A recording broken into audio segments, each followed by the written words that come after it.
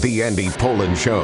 We got to go after this with everything we got, figuring they're going to come with everything they got. I'll start off by saying I'm bored, I'm broke, and I'm back. The Andy Pollin Show on ESPN 630 starts right now. To rephrase Rod Stewart, it's late September, and we really should be lamenting how bad the local professional football team is. But no, as Troy Aikman said on Monday night, Jayden Daniels has woken up Washington. And if you've been around town, talked to people in the office, out of the office, grocery store, people are really excited about this football team. And, yeah, we've been fooled before. We're Charlie Brown waiting for Lucy to yank out the football, but it may not happen. This guy looks like the real deal. Yeah, we can finally exhale and say, I think we got ourselves a quarterback. Dan Snyder said that a bunch of times. He said that about many of the multiple quarterbacks who played over the last 10 years, or I guess since Kirk Cousins left after 2017, when is Daniels starter number 13. But I think this looks like it. Yeah, I really do. And it is so exciting for someone like me who can remember when there was incredible quarterback stability in this town, where we had over 20 years of Sonny Jurgensen, Billy Kilmer, Joe Theismann. That was it. And even at the end of Joe Gibbs 1, where you had 5 years of Mark Rippon as the starter, relative stability there. But ever since, man, it has been one thing after another, whether it was injuries with Alex Smith or whether it was RG3 flaming out. A lot of people want to say, oh, RG3 got hurt. It was much more complicated than that. It was that Griffin didn't want to do what had made him successful in his rookie year, and he wasn't making the next step up of knowing how to play the position. And two things you like about Daniels. Number one, obviously, his incredible ability both as a passer and as a runner. That deep ball that he threw 55 yards to Terry McLaurin was a thing of beauty, plus the touchdown as well, which was a long pass as well. But not, I mean, what you're seeing from him is great athletic ability, which you saw from RG3, but also he's a film nerd. He's a guy who's watching tape at 5 o'clock in the morning, and it's paying off. And there was a very good breakdown today in the Post from Sam Fortier about the touchdown pass to McLaurin, and this tells you a lot about Terry as well. I'll read you this. It says, during a late timeout in Monday night's game, Washington Commanders receiver Terry McLaurin approached the quarterback and offensive coordinator with an idea. He pointed out on 3rd and 7 with the game on the line that the Cincinnati Bengals probably would play close to the line of scrimmage to prevent a first down. And he said, I play a lot on the left side, so I knew the right side corner, Dax Hill, hadn't seen me a lot. Based on film study and earlier plays, McLaurin believed he could beat Hill on a go route. See, that tells you so much about McLaurin. He's a student of the game. He picked up this little thing that the corner was on the left side, and if he moves to the right side, that he's going to be facing somebody unfamiliar. I mean, that's the chess game that the really great ones play. And the fact that Cliff Kingsbury, who's coached before and doesn't have such a massive ego, like, hey, I'll call the plays, he listened, and that's what good coaches do. I didn't necessarily have to call that play, but that's the play that was called. And then Fortier goes through the whole breakdown of how everything unfolded and led to the winning touchdown. So that was just so cool to see that happen on Monday night. And I should have been more aware of this. I found out yesterday that they had actually gone right from Cincinnati to Arizona. So they were there early yesterday morning, and everything gets moved up because of the Monday night game. So where Dan Quinn usually holds a news conference on Monday, he had it on Tuesday yesterday, and then they start their usual Wednesday practice. But cuts down on the travel. You got the time change that they'll have time to get used to. So makes a lot of sense. Costs a lot of money, but heck, it's the NFL. They make a lot of money. But pulled a few things from Quinn's news conference. And obviously most of the questions are about Jayden Daniels because people are so excited about him. And I would expect Quinn to say something like this, but it's unavoidable. It's unavoidable to start talking about Jayden Daniels in terms of the great quarterbacks that have happened here in the past and hoping that he can be one of them. And it's the job of the head coach to take the pressure off the rookie, which is exactly what Quinn did yesterday when asked about Jayden and the comparisons to the quarterbacks of the past. I thought there was a good slide, so we threw a pool party for that, and lots of other things. But, he just really played, John, a remarkable game. And I definitely understand, like, our fan base has been waiting, for the franchise QB. And but I also don't want Jayden feeling any ghosts, making sure he understands there's only one name on the back of that jersey, and that's for him. And I don't want any comparison or any of the other stuff. I think it was the Teddy Roosevelt quote, "Comparison is the thief of joy." And I agree with Jayden on that. And I don't want to compare him to anybody but him. And because he's still growing. And quite honestly, John, I can't wait to see who he's becoming. He had a remarkable game. And I was really, really proud of him. But there was a lot of little instances like that when you play well that come up. But that was the first one that came to mind, was against the zero blitz check on a bad play to get the team into a better play. Very impressed, Dan Quinn from Salisbury State, quoting Teddy Roosevelt, comparison is the thief of joy. However, as we all know, this is what we do. I mean, it's inevitable that there are going to be comparisons. And there are comparisons now, of course, to Caleb Williams, who went number one. And, it was known really since last fall that he was going to go number one.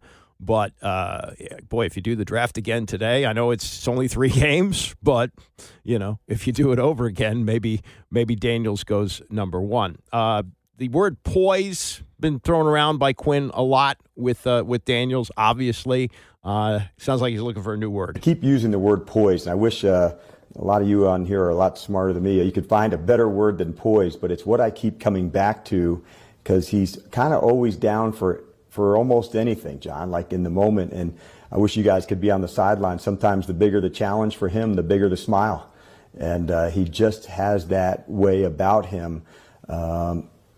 And I've really felt that, over the last couple weeks. And I felt it some in the preseason, when we were going through, getting ready. But it was a small sample size. But when you're in the end of the game, to have a go chance to win it, and you are smiling because you're ready and you've been in that space, that's one of the things that I love about them. That's what the great ones do. They embrace that challenge. They like the end. They like the pressure on them. I'll take the shot.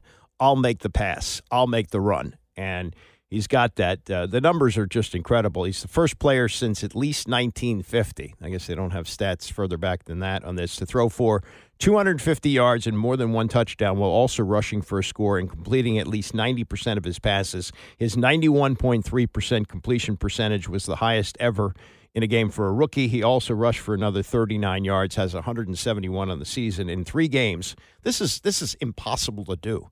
In 3 games, he has completed 80% of his passes with 2 touchdowns and no interceptions. And, the yardage isn't incredible, but 3 games, 664 yards, that maybe doesn't quite put you on pace for 4,000. Maybe it does. I don't know the math. But still, think of that he's completed 80% of his passes as a rookie and no interceptions. It's just mind-boggling. As far as what Quinn is seeing from the team, and you're going to see this kind of thing after a win, but they did open the season with a pretty crushing loss. It was a lopsided loss that they had in Tampa. But Quinn worked at this. Remember when he had his first meeting with the team back in off-season workouts? They didn't work out at the beginning. They just got to know each other, and they spent a lot of time on interpersonal relationships. And now it looks like he's starting to see that pay off. The way they were pulling for one another, the next group supporting the next group, supporting the next group. So as important as confidence is, when you have all 3 phases that are absolutely pulling for one another to go, toughness and brotherhood can get you a long way. And the team is moving up into that, to where that has to become our superpower, where their ability to look after one another, support one another, go hard for one another. That's where true confidence comes from making plays.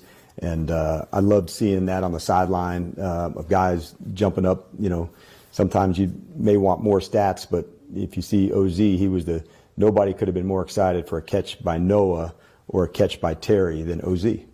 And he's somebody that's very intentional about how he goes about practicing and does a lot of the dirty work. So for him to be out there on the hands team to, catch the onside kick, I thought that's a pretty good spot for a guy who's real intentional about doing the hard things and supporting one another to be into that space. And everybody, Scott, has a little role in all of this. And so the more you can do to support the guy right next to you on your left or your right, that's to me where like this confidence and momentum can be built. And remember this, Adam Peters turned over almost half this roster. So you got a lot of guys from other places who weren't wanted there.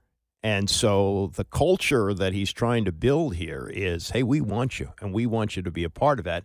And there's a lot to be said for that. And I think we're starting to see the fruits of that these guys are coming together. It was a different situation. I've talked about 71. I don't think it's an apt comparison of the two teams, but these were all guys played for George Allen in the past, most of them. And they had great loyalty to him, and the team that they were leaving, they were not wanted there anymore, and they were wanted here. So I think that's going to be something to keep an eye on, that these guys bond in that way. More sunshine. Albert Breer on the Dan Patrick Show. Albert Breer of SI.com with national analysis of what is being said about Jayden Daniels. They picked the right guy out of that crew that went to Topgolf in April. I think Jayden looks so comfortable. I remember talking to a couple of their coaches, talking to DQ and Cliff and some of the guys back in the summer, the day I was at their camp. And I said to them, like, the word that comes to mind watching him practice, this was just practice, was how smooth he looks.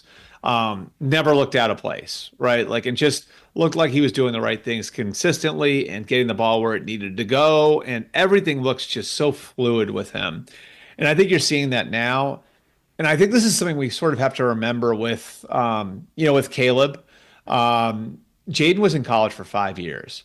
Jayden was a multi-year starter at 2 different major programs in 2 different major conferences. He's seen a lot.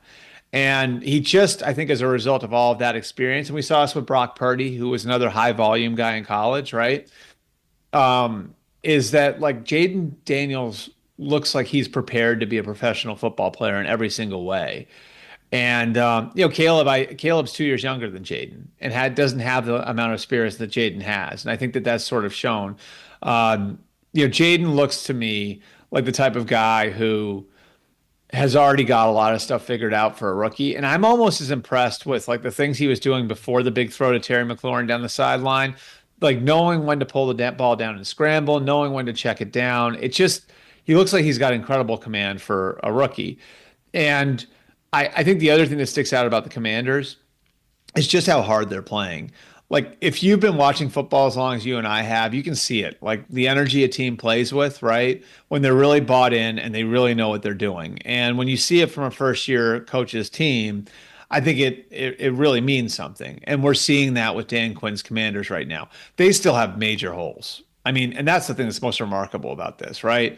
Like, they still are going to have to address the offensive tackle position. They still need, like, a war daddy edge rusher. They still have a lot to sort through at corner. Those are 3 premium positions that they really have some problems to sort through at, right? But, I mean, they got the quarterback right, and everybody's playing hard, and they've been able to manage those weaknesses, which is really hard to do. I think the arrow's pointing way up on the Commanders right now. I mean, you score on every drive and you roll up 38 points, you ought to win a game by double digits. They won that game by 5, and Breer is 100% right. The defense is bad right now. It's not a weak part, it's bad. And I don't know with what they've got, Emmanuel Forbes maybe plays this week. Okay. He's not good yet, and maybe never will be. So they got a lot of problems, but they're overcoming it with an offense that's unbelievable. I mean, it's incredible that you play 2 games and you don't punt. And one of your best players there have been years where Tress Way has been the most valuable player on the team. Now he's a holder, and people don't even know he exists. By the way, he changed his number, gave number 5 to Daniels. You wouldn't know that because you only see him come out there and hold. He doesn't punt anymore. Crazy. A couple things from Robert Griffin III. Now, Griffin has always had his nose pressed up against the glass when it comes to this team. I think he'd like to be more involved and like to be more embraced, but I don't think that's really going to happen. I think there's some things that you would want to stay away from him because of that. But He is still really good at analysis, even though he was canned by ESPN, still being paid by them, does a podcast, and I guess is allowed to promote it on shows like the Dan Patrick Show, and was on yesterday with Dan and was wearing a Sean Taylor jersey and his RG3 hat. So, he's very interested in promoting his brand and staying close to this team. He gave us a spectacular year. There's no denying that. But after that, things went south pretty quickly. He explained to Dan yesterday why he likes Daniels so much, and gave an example of why he is such a good player at this stage of the game. They're playing the Bucs week 1, and they got blown out. So Jayden Daniels is a guy that I mentor, and I enjoy my conversations with him because of how dynamic of a player he is, but how good of a person he is as well. And if you remember in that game late in the fourth quarter, he scored his second rushing touchdown, and he didn't celebrate. And I was talking to him about it. And for me, it was like, that's all I needed to see to know where this kid is going to go, because he's not focused on anything else but winning.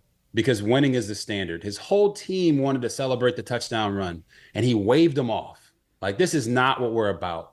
And when I talked to him after that game, that's what he said to me. The standard is winning. I'm not here for individual stats and individual accomplishments, even though it's really cool that his first touchdown pass was to an offensive lineman. Pretty awesome stuff, right? But I knew in that moment that not only this kid is a star, and he's exactly what the Washington Commanders need, but I truly believe that he can be the best quarterback the Washington Commanders franchise has ever had. And I know that's a lot to say after just 3 games, but watching him, the way that he's processing, his feet are in rhythm, how he's not trying to do too much, and he's just taking what the defense gives him, that's a recipe for long-term success. And I'm very excited because Washington deserves this.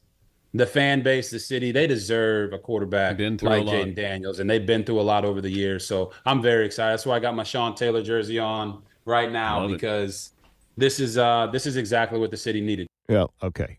Part of the reason they deserve this is because of how things ended with you. As far as being a mentor, I have my doubts about that.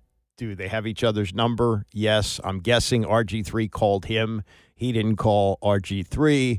But that is a good point, and you do like to see that. I hate it when you see a team down by 3 touchdowns and somebody scores and they go into a big celebration. So that is a good point that he makes there. He also makes this point, and I think this is an excellent point about the comparisons between Jayden Daniels and Caleb Williams, and how Daniels may actually be in a much better spot. Maybe the team around him isn't as good, and I think the Bears have a better team right now. They ultimately will probably have a better record. But the point that he makes about the expectations with Daniels, I think, is really a good one, and he explained that when he was on with Dan yesterday. I stated very specifically that I thought Caleb Williams was the number 1 quarterback in the draft, but that I believe that Jayden Daniels was the most explosive quarterback, both as a runner and as a passer. And I think that's, to me, Dan, you know how this thing goes and how the draft, formulates and how all the storylines get created. But this isn't a Caleb Williams versus Jayden Daniels thing to me. This isn't a C.J. Stroud versus Bryce Young. I think it's a battle or a fight upon expectations. And when you give a quarterback like Caleb Williams, who's ultra talented, been working since he's 6 years old to be in this position, you give him 3 number 1 wide receivers, a dynamic running back, a solid offensive line, and a defense that everybody expected to be top 10, expectations are through the roof. So now he's playing like a rookie. They're 1-2, and people are panicking. For Jayden Daniels in Washington, there were no expectations. I don't know who you picked for the game, Dan, but I don't think anybody picked Washington other than myself and true Washington Commanders fans.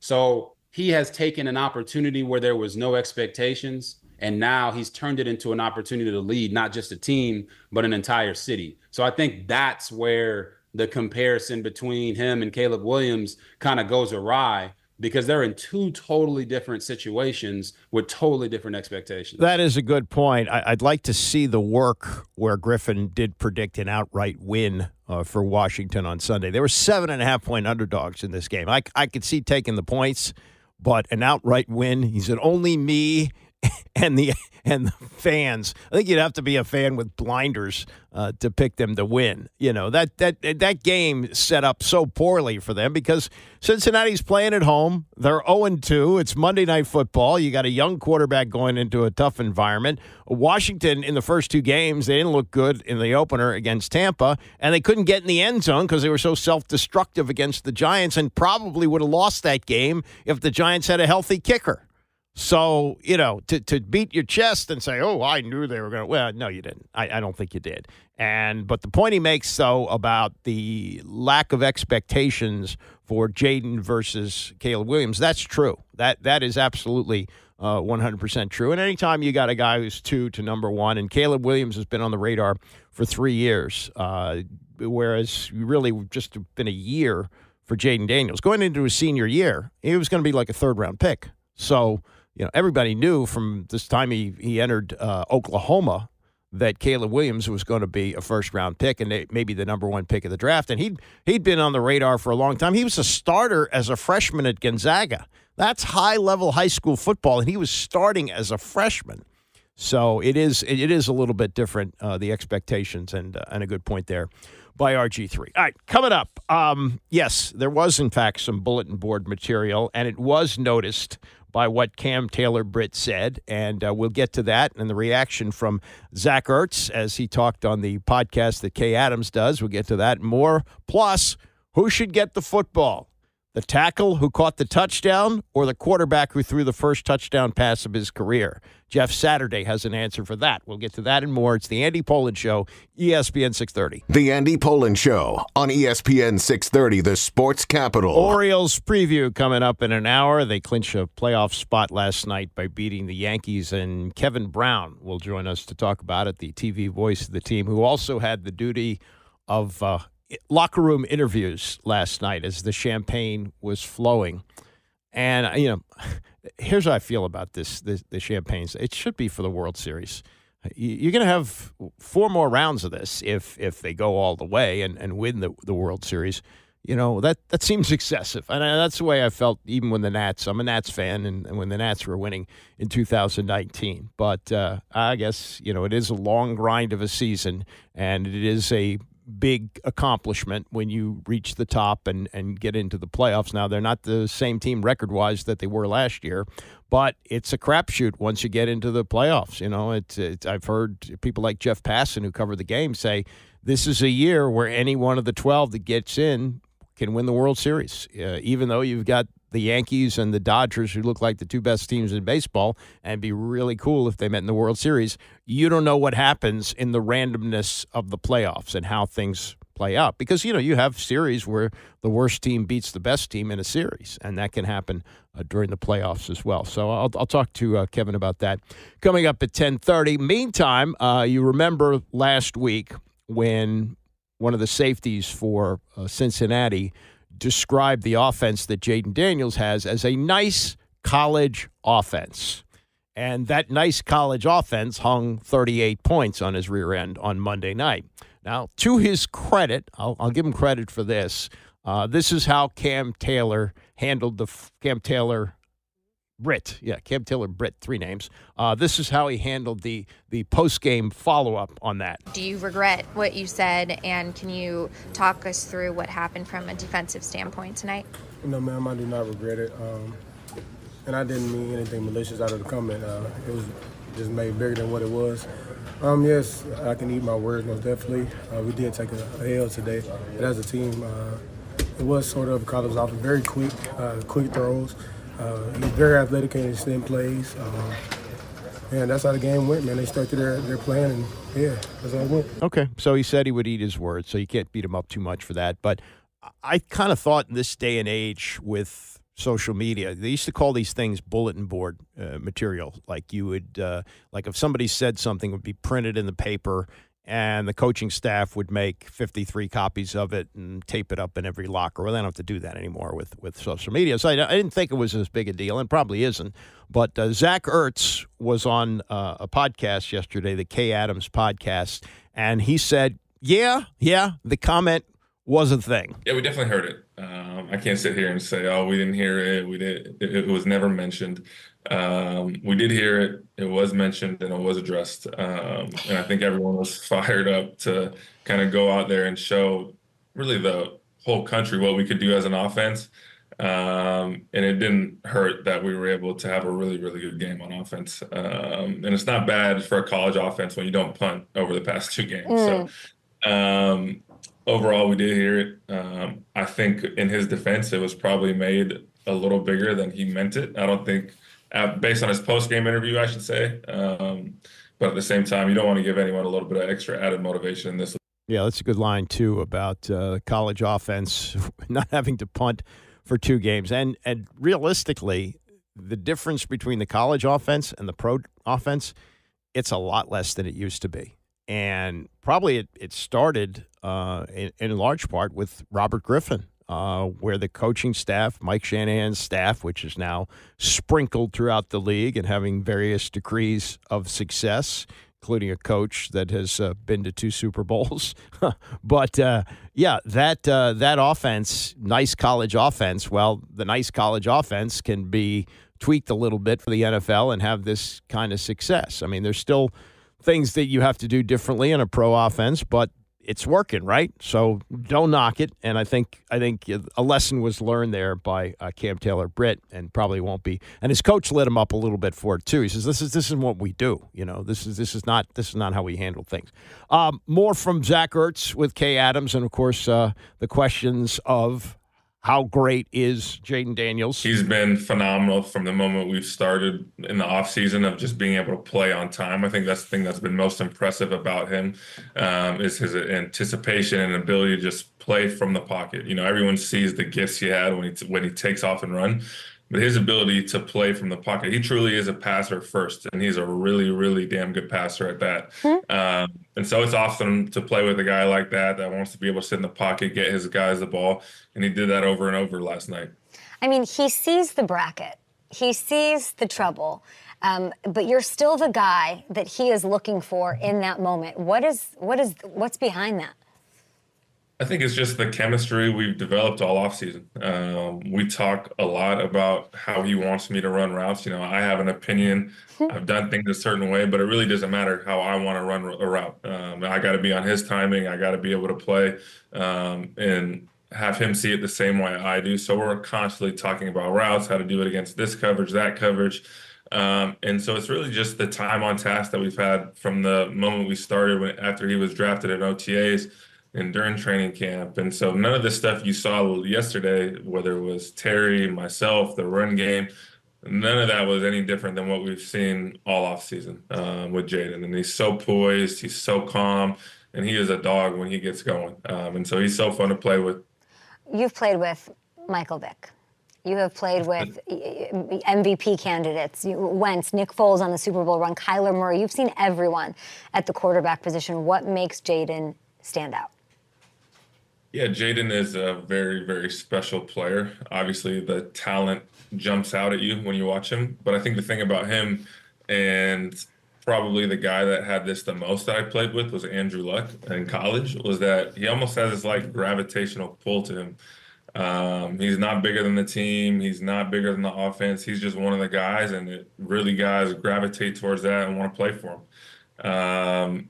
And it's so much fun to see him grow over these first 3 weeks, coming from week 1 against Tampa to where we were last night, of him playing from the pocket. And so I can't say enough good things about this guy. I think the sky's really the limit for him, and he's going to be really good for a really long time. Yeah, a couple of big points there. The gravitational pull, that's very important as a leader. And comparisons to Andrew Luck, Luck probably in the right circumstances would be a Hall of Fame quarterback. He just got the crap beat out of him in Indianapolis because they didn't pay enough attention to the offensive line. But had he stayed healthy, he'd probably still be in the league. He might have a Super Bowl or 2 and be considered for the Hall of Fame. Even with his 7-year career, he's got numbers that may even be Hall of Fame worthy down the line. The other thing that he points out, and this has to happen if he's going to have a long career, is that Ertz is saying he's a passer first. And he's developing more as a pocket passer who can run. There's no question, and I think that had a lot to do with the fact that he wasn't pressured a whole lot by Cincinnati on Monday night because they're afraid once he escapes the pocket, he's very dangerous. So there's a lot of things there to like, but the main thing is he's got to stay healthy. And if he can look to be a pocket passer first and then run when necessary, I think that's going to go a long way to keeping him on the field. One unsettled issue from Monday night. Who gets the ball? You had the quarterback throwing his first career touchdown pass. That's significant. That's like your first hit in baseball, your first home run. But you also had a tackle in Trent Scott who caught the touchdown pass and will likely never catch another one. I mean, that's it. His career statistics will say one touchdown. So who gets the ball? That was part of the post-game conversation with Trent Scott on Monday. God is good, man. I told Jayden we're going to have to work something out and maybe split that football in half or something, man. But no, man. We'll talk about it later. What was that celebration? That was my fraternity, man, Omega Psi Phi. Okay. Yes, sir. So it's always planned? Always planned, man. Naturally, yeah. I can do this in my sleep. Yes, sir. Was there any doubt, Trent? Never a doubt. You know, I broke the line of scrimmage, man. I knew I was open. Jayden dropped the dime, man. Yeah, but he said he knew he was a little nervous when the play was called in the huddle, and that's understandable. So, who gets the ball? And again, that's, as far as I know, not settled. Now, I guess Jayden is supposed to talk today. Quarterbacks usually talk on Wednesday, so I'm sure that'll be one of the questions asked. How did you work things out? Jeff Saturday, offensive lineman, played a long time in the league, mostly with the Colts, and the center for Peyton Manning. He was on PTI yesterday. He's now an analyst back with ESPN after a stint as a Colts coach. And he has, he thinks, the definitive answer on who should get the football. This might be the greatest question I have ever been asked in my entire life. And the answer is easy as the offensive lineman. Jayden Daniels is going to throw 1 million touchdowns. That ball will be lost in the bottom of some pile with dust on it in 3 months, right? He'll get Rookie of the Year, all these awards. He's going to get more attention. You give that to that big man who earned it. Did you see the route? Did you see the hands? The execution by the offensive lineman. That's how dreams are made. A thick six. Give it to that old lineman. Let's go. Yeah, Scott said that maybe they're going to start bracketing him. Oh, boy. So I guess they're going to work that out. If you give them each a football and you paint it up, the way they do that, that's just standard procedure, the first touchdown pass, first touchdown catch. Is it really going to matter who has the real ball? I don't think it does. Now, maybe down the line, if Jayden Daniels becomes a Hall of Famer on the memorabilia market, it may be worth something. But, yeah, I mean, flip a coin. Who gets the real ball, who gets a ball that's painted up that says it's the first touchdown. Brett Favre was in town yesterday testifying before the House Ways and Means Committee. This is in relation to a case that's been going on a long time. He's accused of using political connections to use basically welfare money to fund a volleyball court where his daughter was playing at Southern Mississippi at the time. And there's various lawsuits going on. So he's testifying. And, of course, he's saying that he didn't know where the funds came from and that sort of thing. But he also dropped this. In his opening statement, he said, "I lost an investment in a company that I believe was developing a breakthrough concussion drug I thought would help others. And I'm sure you'll understand why it's too late for me because I've recently been diagnosed with Parkinsons. This is also a cause dear to my heart." Now, I don't know if it's related to the amount of hits that he took. We had Muhammad Ali, who also had what they called Parkinson's syndrome, and there seems to be little doubt that from the beatings that he took in the ring, that it all added up and left him in a state that he couldn't even speak at the end of his life, and had the shakes and all those things. And he was, he was very gracious about it. Didn't blame boxing for that, and was revered and should have been revered late in his life. What Brett Favre is saying here is that he has now been diagnosed with Parkinson's. We have plenty of people who have Parkinson's who never picked up a football. So I'm not a doctor. I don't know whether this is the case, but I would guess that there is some link between the amount of hits that he took and this Parkinson's that he's been diagnosed with. And I will tell the story, which you may have heard before, but this goes back to 2013. So he'd been retired for about a year, and the Rams had a quarterback need. Their quarterback got knocked out for the season, and there was some discussion that he was going to come back and play for the Rams because they had a team that they thought could get to the playoffs if they had a quarterback. And this was a time I was doing a show on 570, and I was friends with John Saraceno, still am, longtime columnist with USA Today. He just left the paper, took a buyout, and he was looking to do some radio. So he called me and said, what do you think? And I said, well, I do a show by myself. If you'd like to sit in, you can make some tape and spread it around to other stations to see if there's an opportunity. He says, great. So let me see if I can get a couple of guests. So he delivers Bob Costas and Brett Favre. Well, it just so happened that the morning we were doing this, Adam Schefter breaks the news that Brett Favre may come back and play for the then St. Louis Rams. And so things are going crazy. And this is like 6:30 in the morning. I think he's scheduled for like 7 or something like that. And so I think, okay, well, he's going to duck us. There's no way. I mean, he's in the eye of the storm. And we go to the commercial break, and Saraceno picks up the phone to get him on the phone. He goes, 4. Yeah, okay, you ready to go? Boom, okay, put him on the air. And I'm the one that tells him that there's this report that he's going to come back to the Rams. And so we got the first public comment on this, and we got, publicity on ESPN and all that, and our names are mentioned, the whole thing. And he said, no, my agent just put that out there. I'm not going to come back and play. And then it appears that he doesn't want to go anywhere. We had scheduled him for like 10 minutes, 15 max. Well, we're like 20 minutes into this, and he's just very talkative, wants to talk. So I just said, threw this out as an extra question. I said, you played 20 years in the NFL. Are you feeling any effects of playing that long? And he said, I am. And my daughter was playing in a volleyball summer league, and I was talking to my wife about it, and I didn't remember going to any of her games. And he says, yes, I am concerned. And I think he even mentioned CTE at the time, and that became news.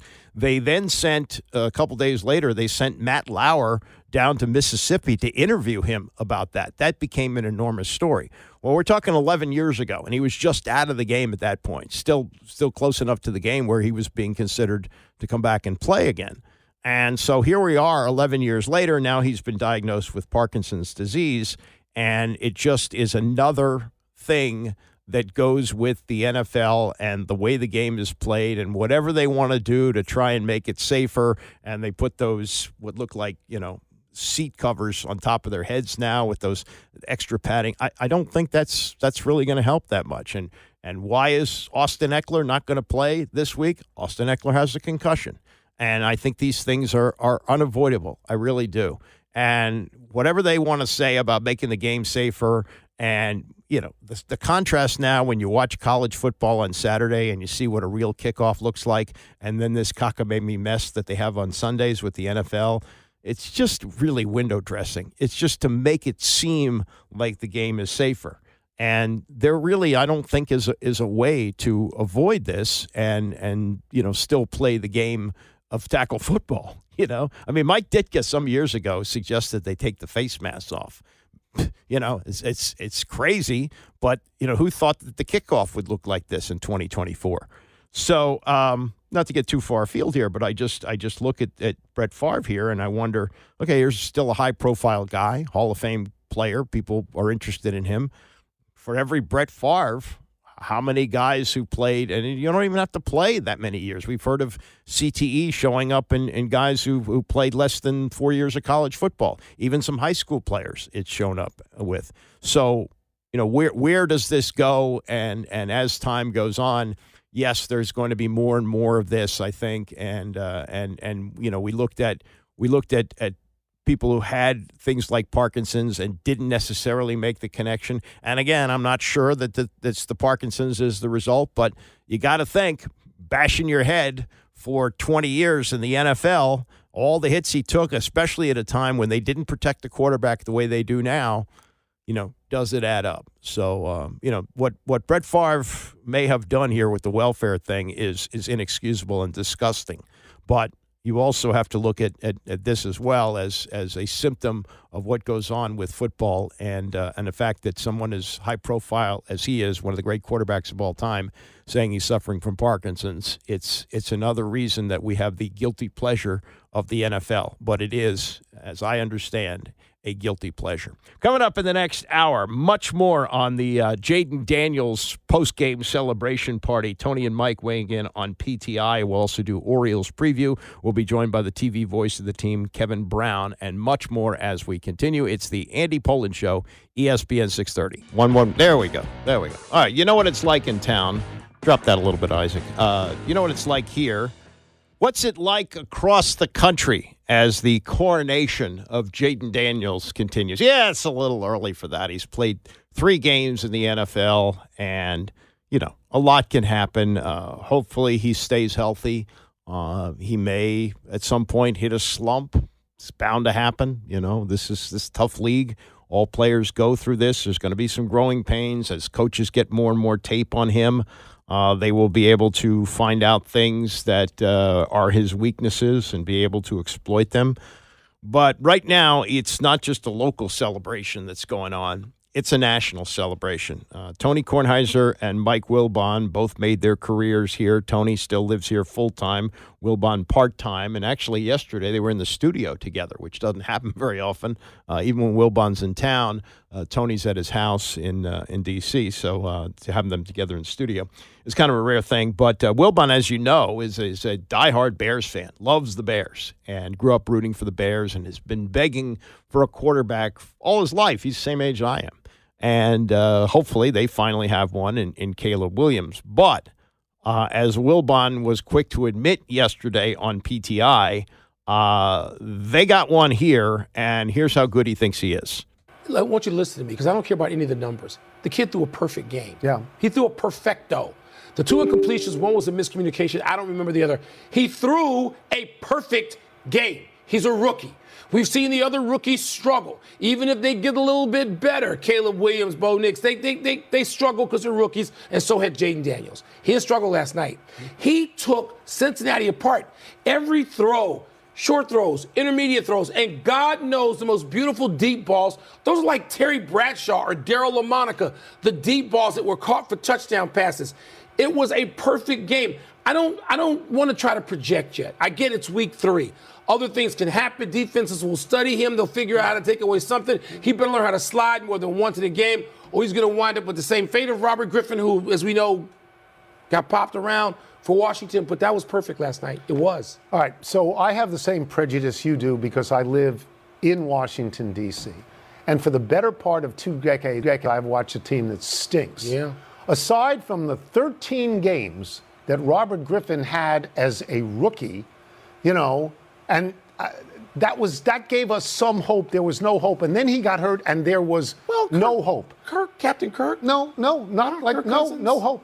Paid him a lot of money. In those days, I was still writing, and I wrote a phrase, and I want to get the exact phrase here. Welcome to the era of unbridled optimism, when referring to Griffin when he was healthy. Yes. I may dust off that phrase again for this kid. They scored every time they had the ball. It is highly unusual for the number 2 overall pick to exceed the number 1 overall pick at the same position in the same year. Last year it happened with C.J. Stroud, and it happened with Bryce Young. It may happen this year to Caleb Williams as well, because Jayden Daniels appears to be that good. He's completing over 80% of his passes. He has no interceptions at the moment. He looks to be in total command, and I have no interest in comparing him. He's the goods, at this right? moment. He's the goods. They built that team, and this is a Washington reference too, the way Joe Gibbs and Bobby Beathard did with linemen, particularly in the middle of that line first. The Bears went another way. They went out and they got weapons first. You're not going to build a team in one season. We're more familiar and comfortable with the Joe Gibbs, Bobby Beathard way because it allows the kid to have time and have command of the game and his own team, and then the opponent may have to fall in line, which is what happened. You can sense he's not scared. He's not at all. Because in the global view of everything that's going on, the fact that the Bengals are 0-3 may actually be the bigger story. It may. For them, for others. This is not just a slow start for them. This is no start. This is check engine light. That's what this is for them. That's Tony. That was a comparison. That was the topic. What's a bigger story? What Jayden Daniels did, or the fact that the Bengals are 0-3? Just to amplify a couple of points that they made, and I'm glad Tony brought up what he said about Robert Griffin III. I do remember that very well. This is the era of unbridled optimism.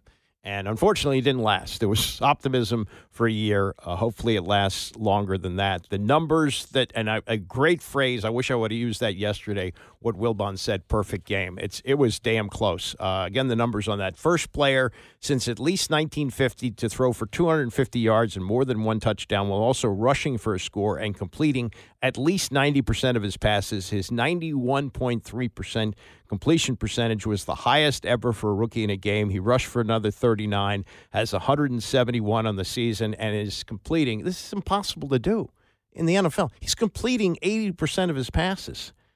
One of the passes he missed on Monday night was miscommunication. The other was he had a wide-open Terry McLaurin down the field. He was just under too much pressure and couldn't put enough air under it to get it to Terry where he was. But if he got it off a little bit sooner, that's a touchdown. That's a touchdown and not an incompletion. I mean, it's mind-blowing to be completing 80% of your passes through 3 games, 664 yards, 2 touchdowns, no interceptions. He had only 4 last year. I believe the number was 60 touchdown passes at LSU and 4 interceptions. I mean, you just figure tip passes. Somebody's gonna get one. You know, somebody's gonna run the wrong route, and the corner's gonna jump the route and pick up a pass. I mean, there's all kinds of things. It doesn't happen. Robert Griffin III also amazing on that in his rookie year. He threw only 5, 20 touchdown passes and 5 interceptions. So that is absolutely remarkable what he was able to do. And I mean, when you talk about the era of unbridled optimism, I think even with the prism of what happened with RG3 and the confidence that it's not going to happen again, because there's other things about Daniels that are different than RG3. RG3 was great with the media. Daniels' news conferences aren't anything special. He's not, but there was some disingenuousness about Griffin that you don't see with Daniels. I mean, I think he is exactly as he presents himself. He is confident but humble, and that's a great way to describe him. He just has the ability to get into the huddle. They trust him. A guy who's hardly played, but they do follow him, and the magnetism that you have with him is just great. And, I always felt with RG3, and I think everybody now in hindsight looks at this, that there was great insecurity there, that he saw that they had Kirk Cousins, and that made him uncomfortable. Shouldn't have. They traded the moon to go get him. That was the biggest trade ever made to move up 4 spots in the draft to draft him. They were invested in him, but he saw Kirk Cousins as a threat, and that bothered him, and a lot of things that happened after that. People say, oh, it was the injury that ended his career here. No, it really wasn't. People come back from ACLs. Have you seen Kyler Murray play? This is the amazing thing about modern surgery. If you watch Kyler Murray this year, there's no discernible difference from the way he plays now versus where he played before he tore his ACL. And that, to me, is one of the great changes in sports. Used to be a guy had a devastating knee injury. He'd come back, but his game had to change. Not so much anymore. It's amazing how good he is, and we'll see him on Sunday, the way he's able to run around like he's in a video game. And with Marvin Harrison Jr., that's a pretty deadly combination. But really good stuff from Tony and Mike on that. And if Tony were writing, he would certainly trot out that phrase. I've gotten some things on Twitter. People are reminding me of the bandwagon columns. And if you're too young for that or weren't here at the time, 91, the team was so good that Tony basically made fun of it. And every week he would write on Tuesday what he called the bandwagon columns. Like everybody was on the bandwagon. And he even wrote about them possibly being undefeated, which they came pretty close to doing. I mean, they lost the Thanksgiving weekend game to Dallas when they were 11-0. That was helped by a Hail Mary to Michael Irvin at the half. But if they'd have won that game, they might have gone undefeated because they blew through the playoffs. And when it came time to go to the Super Bowl in Minneapolis, sure enough, they took an RV, which they called a bandwagon, and drove it there. That's not going to happen again. Tony doesn't ride anymore, and he certainly wouldn't ride in an RV with where he is now to go to a Super Bowl. And they're not going to a Super Bowl this year. A little college here. Maryland is playing at Indiana on Saturday, and Indiana has traditionally been a bad team, and Maryland, I think, has had good success. I don't think they've lost to them. I may be mistaken, but I don't think they've lost to them since they've come into the Big Ten. But they're meeting in Bloomington on Saturday as 5-point underdogs. And Mike Loxley with his analysis yesterday at his news conference of the Hoosiers. Trent Scott has done a tremendous job with that team. And if you look at the way he's coached and the way he came up from Elon, goes to JMU, continued a great tradition that JMU had, and then he gets this opportunity at Indiana. And, I know his family, as a college player, his dad, legendary coach at the other Indiana University, the one in Pennsylvania. I playing at Towson. We played them every year, and he comes from a football family, and I can just tell you, man, they're well coached. He came from the same tree. He's been under Coach Saban, and so when you watch this team, the thing that jumps out to me is they're not going to give us this game. They're the team. They're going to make us beat them. And for us, that has been the challenge. We're a team that kind of makes some mistakes, but we also have shown the propensity to score points if things are going well. It also shown the ability to be explosive. And so this game's going to come down to they'll figure out who to take away from us.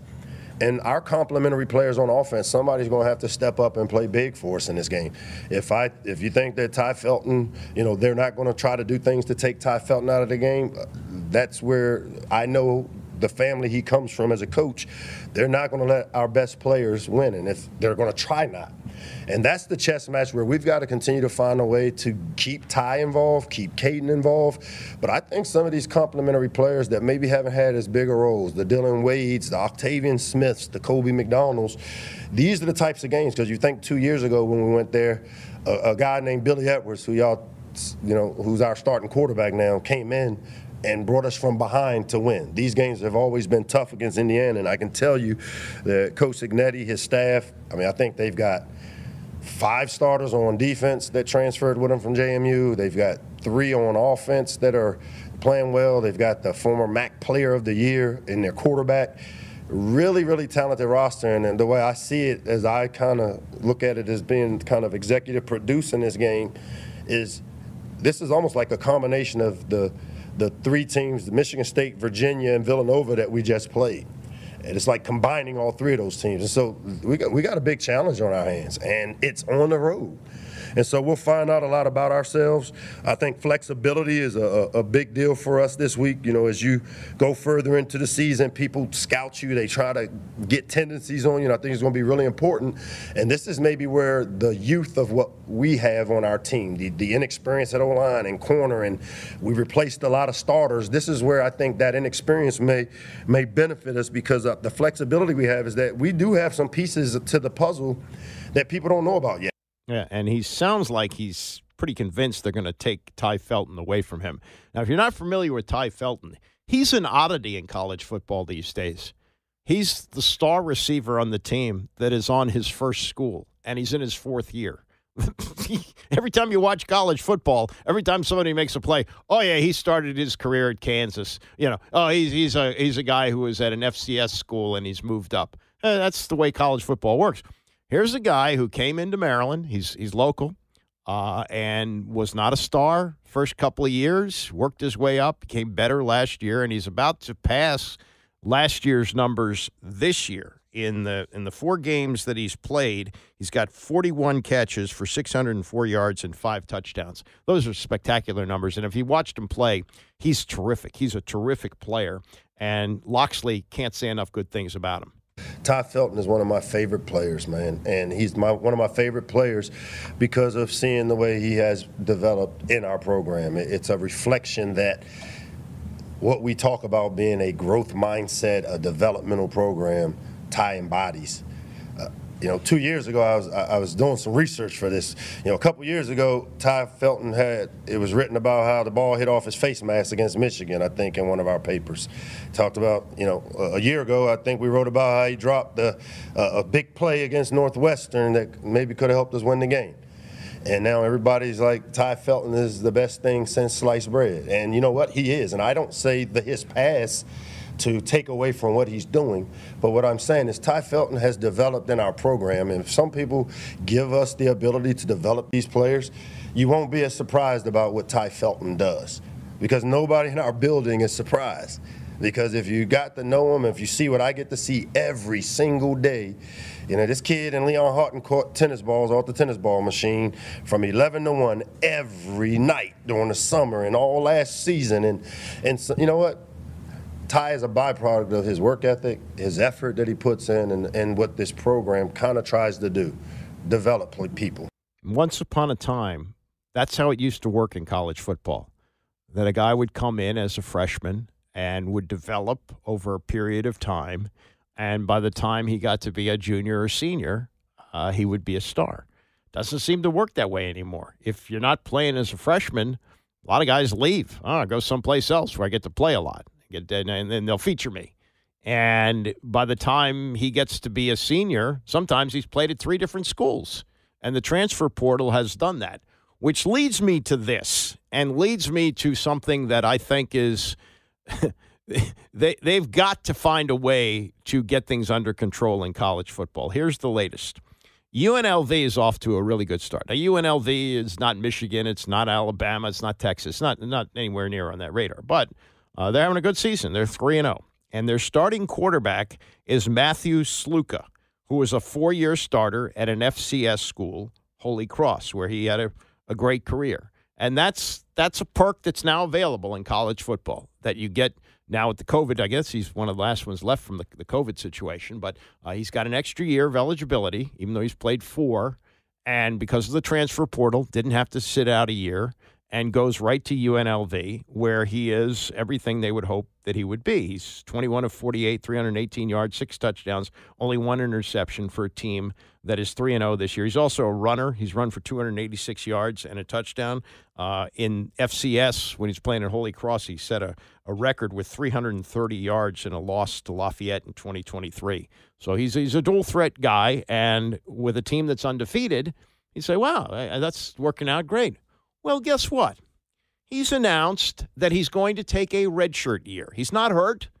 He's taking a redshirt year this year, and it sounds like he's in a dispute over what he was getting in money. And the way things work now, it didn't used to work this way in college football anyway. I don't know about basketball, but in college football, if you took one snap, that was considered to be a season, that you had used up a year of eligibility if you took the field. So redshirt guys, usually didn't even dress for games. Now they can do that, and they can play as many as 4 games and still transfer. So he's played 3, and he says, no, I'm out. He's leaving an undefeated team. And he released a statement. He said, I committed to UNLV based on certain representations that were made to me, which were not upheld after I enrolled. Despite discussions, it became clear that these commitments would not be fulfilled in the future. I wish my teammates the best of luck this season and hope for the continued success of the program. Isaac Harris is in the studio today, a college basketball player who took advantage of the transfer portal as it was intended, right? You did that based on what was available to you, right? Well, actually, when I was playing, the transfer portal came after my junior year, so I still had to go through the whole release of of your letter and go through the schools and which school I couldn't go to. But yeah, around toward the end of my career, the transfer portal started. Yeah. Okay, and that's I've always thought that kids shouldn't have to sit out a year. I think that's a fair thing. Right. Coaches can leave, players should be able to leave too. So he did things by the book, and you now can get money in NIL. But talk to you as a former college athlete. Your team is doing great, and it's a different sport. It's basketball. But let's say you're having a spectacular season, and it's like coming up on January. Now you're getting into conference play, and you think you can win a conference championship, maybe get to the NCAA tournament, whatever it is. And your star player says, nah, I didn't get what I was promised here, so I'm going someplace else. How does that sit? Morally, it doesn't sit very well because it's like, you're taking care of your needs first. It's about the we and better than me type of situation. So like from a player standpoint, I'm looking at like that's not a good look. But I understand it from the principle of it as like, we have to treat it like a job. Yeah. You leave your job if they're not giving you what you wanted out of it. But also from a team standpoint, it hurts the team. And it hurts you as a reputation-wise going on to your next adventure with your journey. This is the ultimate in quitting, it looks like to me. And it's as selfish as anything I can imagine. Sometimes a guy will get – I understand if he got benched, if he comes to UNLV and it looks like he's going to be the starter and maybe he even starts the season and gets benched, it's not going to happen there. So he's going to go to another school. That's available to you. But to quit on your team as the starting quarterback because you didn't get the kind of money that you thought you were going to get when you came to UNLV. So to me, this highlights the need for contracts. You have to have this. If you sign a contract to go to a school and maybe they only make them 2 years because it doesn't work out for everybody at every school and you don't, sometimes get the opportunities that you think you're going to get or the coach leaves or however it works out, you can leave. But they got to have buyouts in the contract. It's got to be the same thing as coaches. This is crazy. This is insane. And it's not just let's just say he went to a school and he did get all the things that he was promised, but the team is 0-3 and his draft prospects are not as good as they were when the season started. So he's going to go someplace else to improve them. It doesn't look like a sustainable system to me. To you, does it? No, it isn't. I mean, I'm in favor of a CBA type of deal, or like there's only a certain amount of time to either get your NIL money in order, like Mike Gundy has said, like, okay, right before the season, when the season starts, you can't negotiate for more, you can't negotiate for less, or how to restructure it. There should be some type of bylaw, and I think that's coming because of this, because this is going to cost UNLV, and UNLV is also in conference negotiations. Yeah. So there's a lot of extra noise that a winning team does not need. This is what has happened with the NCAA, where they spent all their money on lawyers trying to prevent the NIL from happening, and the Supreme Court went, no, you got slavery here. So 3 years later, this is where we are. That a quarterback, the most important position on a football team. Guys led them to a 3-0 start. Said, I didn't get everything I was promised, so I'm out of here. Well, good luck, boys. Yeah, thanks. And all these players who've been working their asses off in the off season to have a great year, so maybe they can win a conference championship. And now they're told, the starting quarterback just quit. Now, one thing if he hurts his knee and is out for the season, but that's not it. That is the ultimate. So I think this is, and you're right, I think this is going to be an example of what they're going to use and saying, this isn't going to work. So keep an eye on Matthew Sluka, and I would think wherever he goes, he's going to have a target on his back. Other players on other teams are going to look at him. And also, when he goes to a new school and he steps in the huddle, players are going to look at him and go, well, you going to quit on us too? Because I guess he couldn't technically use another. Yeah, I guess it would have to be a medical red shirt. But he couldn't use another red shirt year now. This is the one he's allowed to use. At least you got that. But I would feel if I was in the huddle, I'd look at him and go, well, you got a reputation here as a quitter. What makes me believe that you're behind me? That's my view. One other quick thing on football. The Seahawks kicked the tires on Jason Peters. They did this last year, and they signed him. He was 41 years old. He's now 42.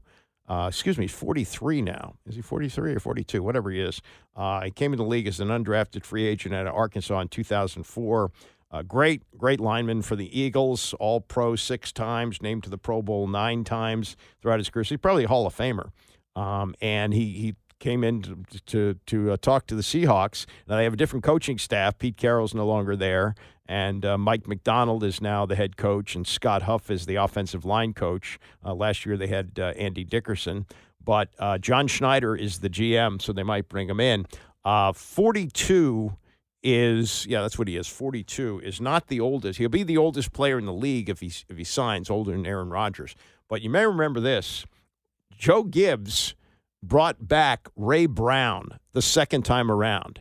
He started his career like halfway through Gibbs's first tenure, 1986. He played for Gibbs in the first go-round. Gibbs sits out, 11 years?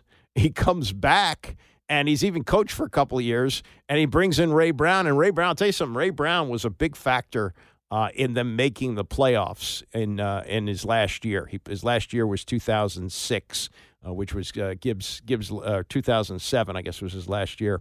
And he was good. I mean, so it's possible that Jason Peters may have something left in the tank, and it's not just quarterbacks that can play for a long, long time. Here's a 42-year-old guy who may make a comeback as an offensive lineman with the Seattle Seahawks. So we'll keep an eye on that. All right, coming up, Orioles preview. We'll talk to Kevin Brown, TV voice of the team. He did the clubhouse interviews last night, and actually, I'm going to ask him about this. Complained a little bit when Gunnar Henderson spilled some beer on his pants. I mean, it seems like that's, comes with the territory, but, Kevin didn't seem too pleased about that. So we'll ask him about that and more. Plus, of course, that the Orioles clinch. They are in the playoffs for the second straight year. That's just ahead. Orioles preview. It's the Andy Pollin Show, ESPN 630.